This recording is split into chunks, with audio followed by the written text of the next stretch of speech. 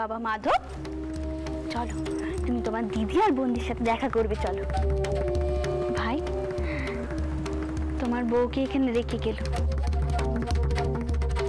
আমি এখন আসি কেমন? চলো মাধব, চলো চলো চলো আমার সাথে।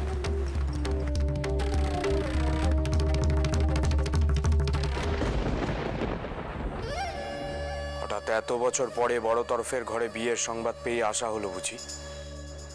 নিজের শোর বাড়িতে আসতে কোনো কারণ লাগে নাকি? এ বাবা, এত বছর বাপের ঘরে থেকে থেকে তো মুখ খুলেছে দেখছি। তা আমার বেটাকেও নিশ্চয়ই আমার বিরুদ্ধে কথা বলার শিক্ষা দেওয়া হয়েছে। আমি তো আমার সাধ্য মতন তাকে গুরুজনদের চেষ্টা করার শিখিয়ে দিয়েছি।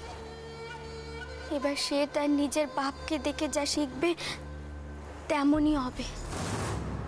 কি বললে? তাই এই ধরনের কথা কি বড় তরফ শেখালো? সে সুযোগ আর দিদি পেল কই বলুন? আমারই তো দিদির সাথে কত কাল পর দেখা হলো। আপনি যদি অনুমতি দেন তবে ওদিকের কাজকর্মে একটু হাত না খেতে যাই। দিদি একা একা আর কত দিক সামাল দেবে। এইবার বুঝেছি বড় বৌঠানের এত দয়া হলো কেন। বাড়িতে কাজের লোক কম পড়েছে, তাই বেটা সমেত তোমাকে এই বাড়িতে ফিরিয়ে এনেছে। সবাই আপনার, আপনি আমায় 10টা কথা বলুন, আমি কিচ্ছু কইব না। আমি সব কথা মুখ বুঝে শুনবো। আপনি আমার স্বামী, আমার দেবতা, কিন্তু দয়া করে আমার সম্মুখে দিদি আর বড়টাউরের নামে কোনো কথা কইবেন না। সেদিন যদি দিদি না থাকতো, আমি আপনার বেটাকে গঙ্গায় বাসান দিচ্ছিল।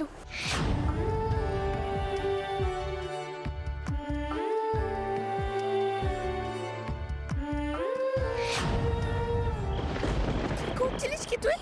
কি করছিলিস? তোর মাথা খারাপ হয়ে গেছে? নিজের ছেলেকে জলে ভাসিয়ে দিচ্ছিলিস? আমার মাথা ঠিক ছিল না। সবক্ষণকালে এই কথাগুলি আমার বাবার ছিল। এই বেটা বাঁচবে না, আর অন্য সুস্থ বেটার জন্ম না দিতে পারলে আপনি আর আমায় কেউন করবেন না। আমার মাথাখানা খারাপ হয়ে গেছিল।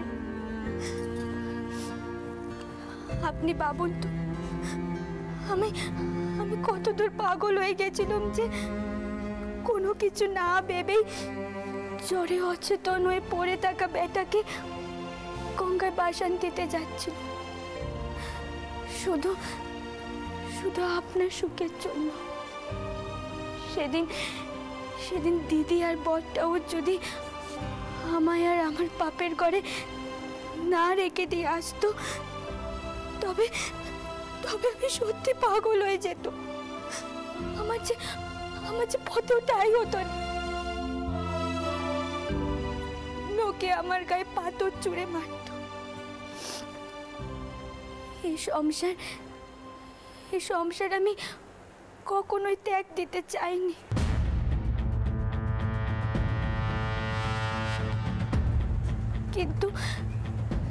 কিন্তু টানা সংসার করা বুঝি আমার ভাগ্যে নেই।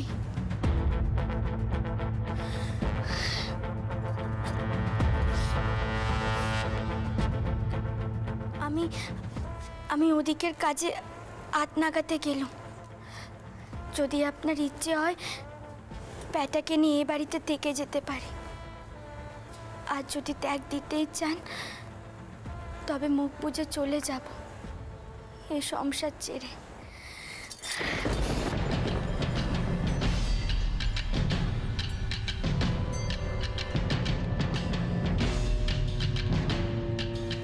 বড় তরফ আমার আসল সর্বনাশটা করে ফেলল।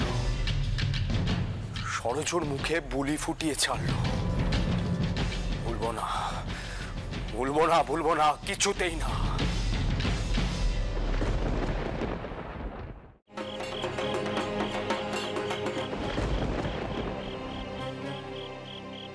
সুসময় আগত। এবার রায়বাড়ি সতীলক্ষ্মীকে নিয়ে আসার ব্যবস্থা করুন, জয়ধ্বনি দিন, চারদিকে সতী মায়ের মহাত্মের কথা ছড়িয়ে দিন সবাই। এমন শুভক্ষণ বারবার আসে না, বাদ দিবা যান। আজ স্বামীর সঙ্গে সতীমা স্বর্গে যাবেন। জয় সতী মায়ের জয়, জয় সতী মায়ের জয়, জয় সতী মায়ের জয়, জয় সতী মায়ের জয়, জয় সতী মায়ের জয়, জয় সতী মায়ের জয়, জয় সতী মায়ের জয়।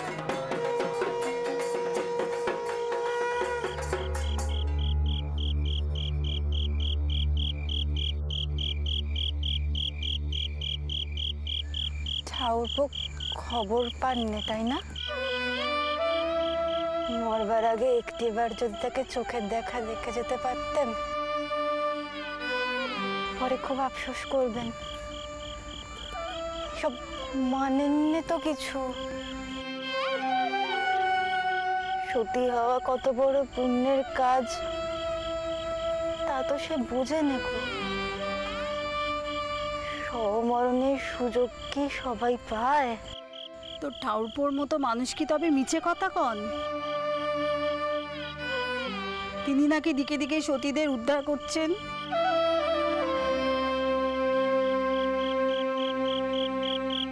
ব্রাহ্মণবাবু, আমি খবর নিয়েছি, আপনার দাদার দেহ এখানেই দাহ করার জন্য আনা হয়েছে। আশা করি আমার আত্মীয়রা বৌঠানের উপর আচার বিচারের বোঝা চাপিয়ে দেবেন না। আমার চিন্তার কারণে সেটা জানো তো বেরাদর। ওই তো ওখানে আলো দেখা যাচ্ছে, তার মানে ওখানেই হয়তো শেষকৃত্য সম্পন্ন হচ্ছে।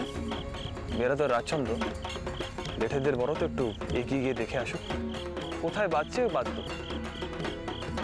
কোন শব্দের সঙ্গে এসেছে ওই বাজনাদারের দল।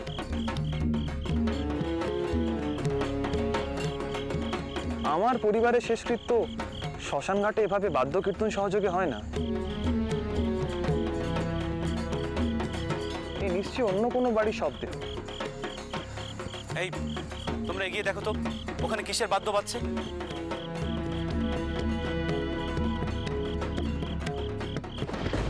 জয় সতী মায়ের জয়, জয় সতী মায়ের জয়, জয় সতী মায়ের জয়।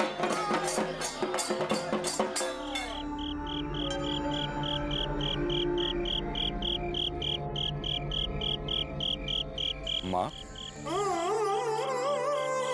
এবার ইষ্ট দেবতার নাম স্মরণ করে প্রস্তুত হও মা।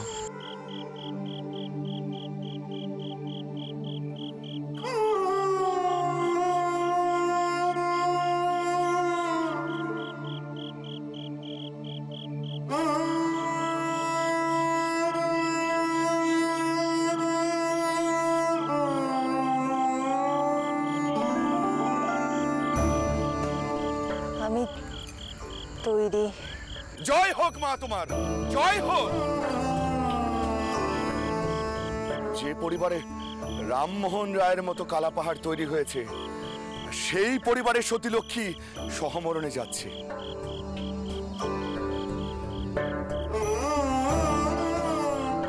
এতেই তো পরিবারের সব পাপ লঙ্ঘন হচ্ছে মা। দেবতাদের প্রকোপ থেকে পরিবারের সবাই রক্ষা পাবে। সত্যি তুমি মহিয়সী মা, সত্যি তুমি মহিয়সী।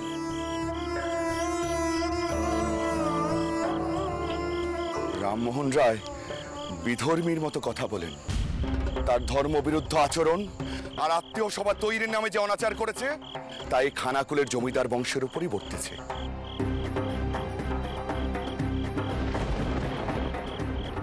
আজ মা সতীলক্ষ্মী সহমরণে গিয়ে মা গঙ্গার মতো সব পাপ ধুয়ে দেবেন।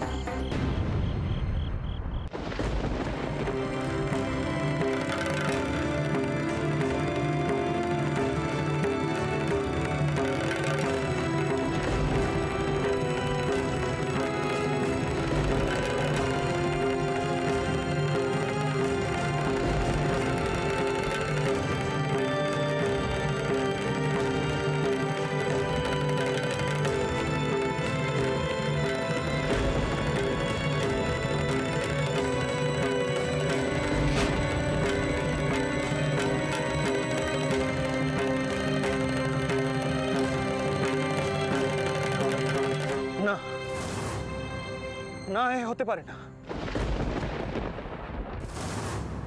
এ হতে পারে না।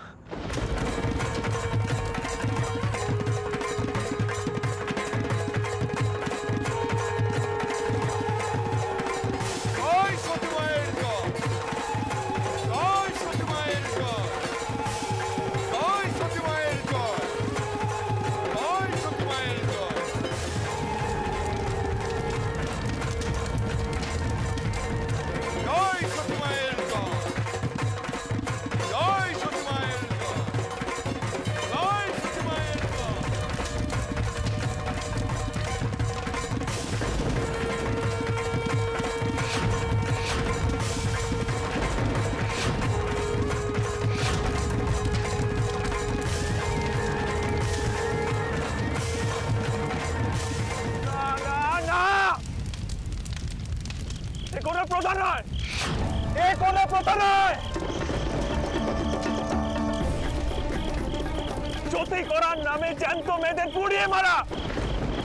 রামমোহন বাবু, আপনি তাহলে এসেছেন? আমি মনে মনে চেয়েছিলাম এই পূর্ণ লগ্নে আপনি নিজে উপস্থিত থাকুন।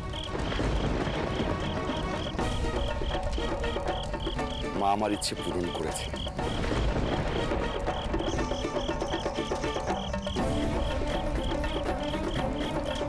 আপনি তো নিজের চোখেই দেখলেন আপনার পূর্ণবতী সতীলক্ষ্মী বৌঠান নিজে সহমরণে যোগদান করে আপনার গোটা পরিবারকে উদ্ধার করলেন।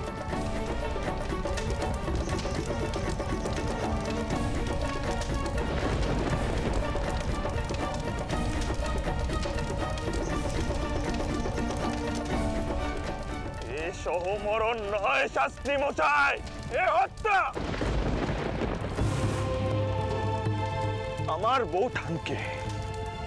আমার বৌঠানকে হত্যা করেছেন আপনারা। আর কত অসহায় মেয়েদের মিথ্যে বুঝে এভাবে হত্যা করবেন? হত্যা? একে আপনি হত্যা বলছেন? অবশ্য আপনার মতো বিধর্মী এছাড়া আর কি বা বলতে পারে? সহমরণ কোন শাস্ত্রীয় বিধান নয়, এক নিদারুণ প্রহসন। আর স্বামীর চিতায় উঠলে স্ত্রী স্বর্গে যায় না।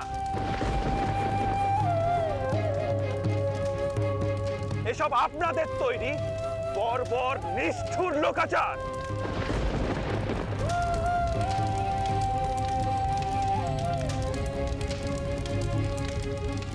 শাস্ত্রী মশাই, মেয়েদের প্রাণ বুঝি প্রাণ নয় না?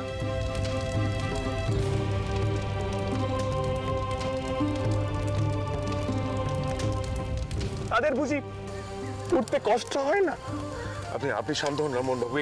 এখানে এখন কথা বাড়িয়ে কোনো লাভ নেই। বেরোদার রাজচন্দ্র ওনাকে ওনার গৃহে ফিরিয়ে নিয়ে যাচ্ছে। না দারুকোনা, এই ব্রাহ্মণকে আমি ছাড়বো না। আমার বৌঠানকে মিথ্যে বুঝিয়ে আত্মহত্যায় প্ররোচিত করেছে।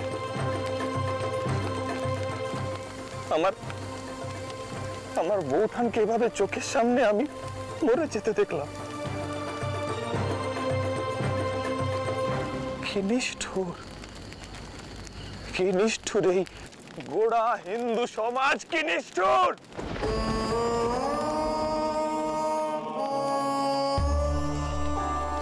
রায়রান, এখন আর কিছু করার নেই।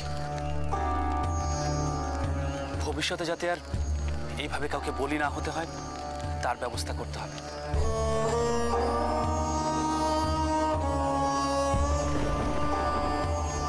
কিন্তু এখন আর এখানে থেকে কোনো লাভ নেই। আপনি ফিরে চলুন রামমোহন বাবু, ফিরে চলুন। বেরোদা চলুন, এখানে থাকলে তিক্ততা বাড়বে। জয় মা! রামমোহন বাবু, একদিন আপনার দল কেরিয়ার মার্শম্যানের কারণে আমার পিতা অঘরনাথ শাস্ত্রী দেহ রেখেছিলেন। পিতার অসম্পূর্ণ কাজের ভার আমি নিজের কাঁধে নিয়েছি। আপনার হিন্দু ধর্মের বিরুদ্ধাচরণ আমি সহ্য করব না।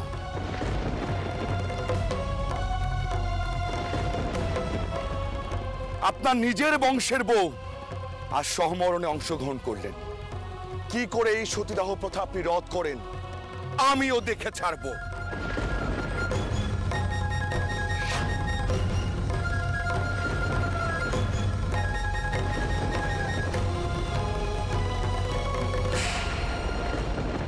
এসো পদ্ম, এসো।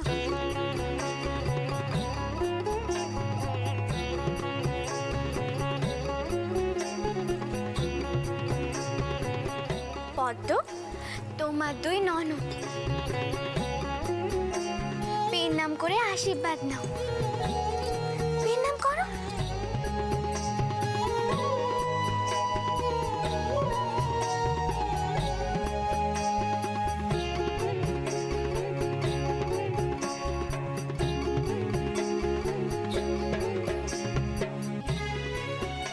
বাচ্চা, তোমায় কি সহবাদ শিক্ষা কিছুই শেখায়নি? বলি শাওরির মতো ননদ আমরা, উপুর হয়ে পেন নাম করতে হয়, তাও কি তোমায় শেখায়নি?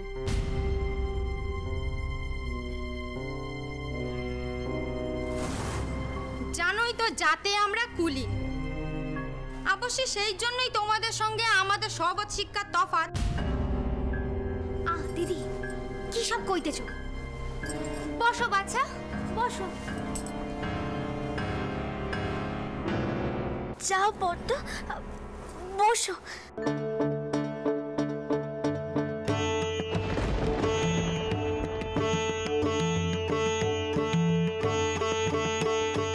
দেখ বিনু, দেখ কিছু ভুল করেছি? কোন ঘরের মেয়ে পছন্দ করেছে পিসিমা? একেবারে সমানে সমানে করে দিলে বাচ্চা। সৌর বাড়ির নোক বলে আলাদা মানটুকু দিলে না? না না, সে কি কথা?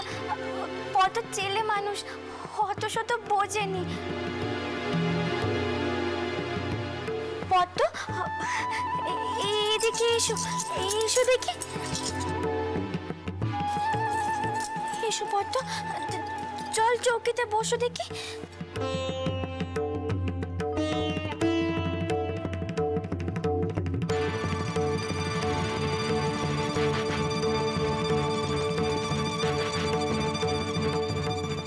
হাত দোকান দেখি বাচ্চা,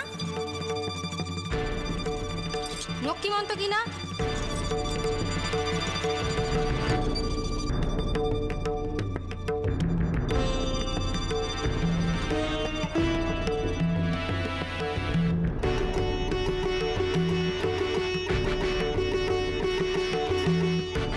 মেয়ের মাথার চুলটা একটু খুলে দিন তো খুড়িমা, দেখি।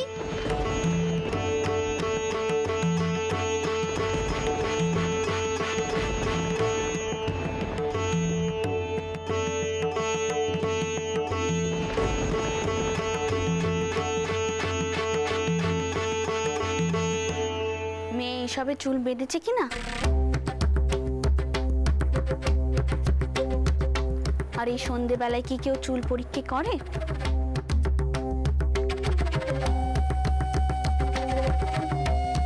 মেয়ের চুল নিয়ে ভাবতে হবে না, ওর চুলের গোঁজ দেখলেই বোঝা যায় তা কেমন। আমরা তো কেউ আগে পাত্তি দেখিনি। রাম আমাদের ছোট ভাই, তার জন্য চাই একটা টুকটুকে সুন্দর বউ। তাই কোনো কিছু খামতি আছে কিনা দেখছিল।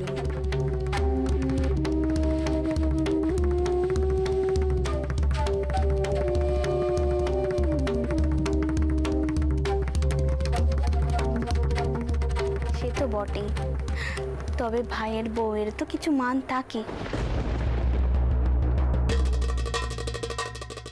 সে যদি সে মানখানা না পায়, তবে তো আমাকেও একটিবার ভেবে দেখতে হবে আমি এই ঘরে মেয়ের বিয়ে দেব কিনা।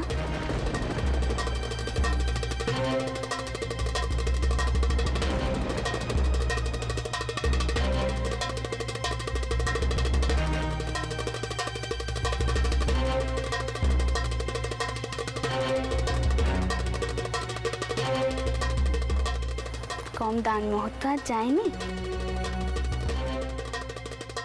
এখানে সুন্দর সম্পর্ক তৈরি হচ্ছে। সম্পর্কের প্রথমেই যদি এত কষা সোয়াদ থাকে, তবে সম্পর্ক মিটে হয় কি করে বাচ্চা?